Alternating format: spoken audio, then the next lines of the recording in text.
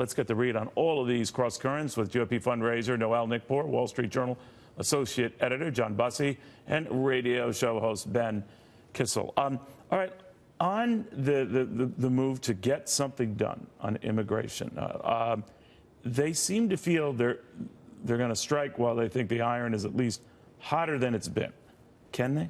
I think they can, but this is very serious, and I think that the Democrats are looking at the Republicans. They're messing it up because they're holding it up because of the demands that Trump wants on this legislation.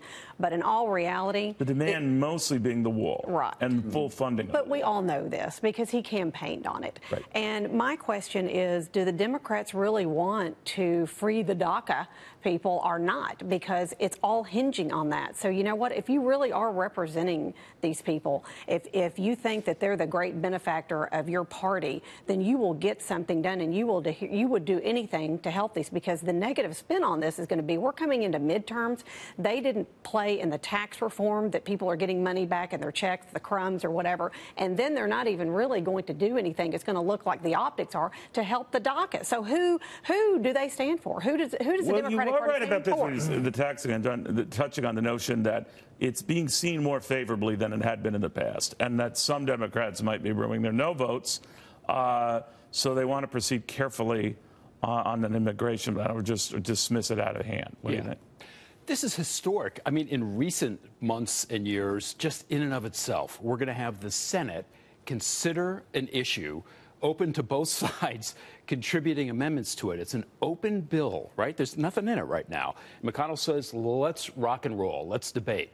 So what the Senate comes up with now might be some kind of compromise. We've seen that come out of Lindsey Graham in the past.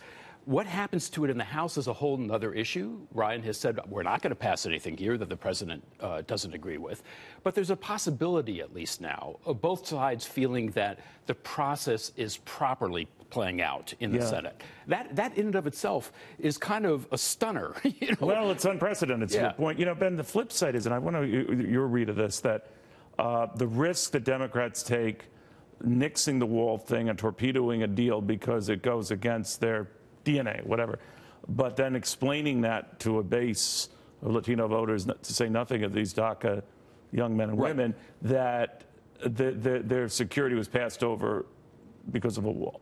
The wall is just not practical. The majority of immigrants... I agree back and forth. But that if it falls because of that obstinance, does it come back to bite Democrats? Well, obviously, the Democrats need DACA to pass. They need to protect the Dreamers. So why won't they do if the Republicans don't pass anything for the Dreamers, it's not going to hurt them that much. So it hurts Democrats more not getting something done, right now we have a situation... Right? Yes. What happens when the Republicans and Democrats get together? What we learned from the budget bill is it's more bloated than I am after Super Bowl Sunday. I mean, it gets ridiculous how much pork is put into these things. The Dreamers, they contribute $2 billion in taxes. I don't understand why we can't, from a fiscal, conservative, responsible position, say, let's just get a clean DACA bill through and stop playing politics with the lives of people. Well, I don't think it'll be a clean DACA bill. I think there will be strings attached. Always. If it comes to that, then do you agree with what he was saying, that it's more on Democrats if this falls through, not their fault if it falls through, but that they're going to have hell to pay, not so much Republicans? Oh, yeah, and we're going to see that in the midterms. And I feel like, you know, like I said earlier, I hate to keep harping on the same point, but it's their ball to fumble. They have adopted the protection of the DACA people. They have adopted this as their lead cause right now. And there is one thing that hinges it, and it's that wall. And if they don't adhere to his one demand, all the demands are clear. I will do this if you do this. And the fact, going back to you, what you said, which is great, is that we are doing this from scratch so that everybody can put something in the mixing bowl, an ingredient, well, just like they did the zero-based budget. You mentioned at the outset of the tax rate, switch gears here a little bit. You think that some of the polls you've seen, this Politico survey and everything, that show more support building or improving numbers for the economy of the tax cuts that's something that might be changing the outlook for the November races? Yeah, because look at this. If the Republican Party, who, has the bad label of the, protecting the 1%, if the Republican Party is now for the working man, they're now putting money back in their paycheck, and they offered 1.8 million Dreamers amnesty if they would do the wall. What does the Democratic Party stand for? Because it looks like that the label is switching to the Republican Party as being the party for the working man. We don't get into that Crumbs Act, which I think is whoever comes up with these acronyms, by the way, just brilliant. Nancy Pelosi said crumbs.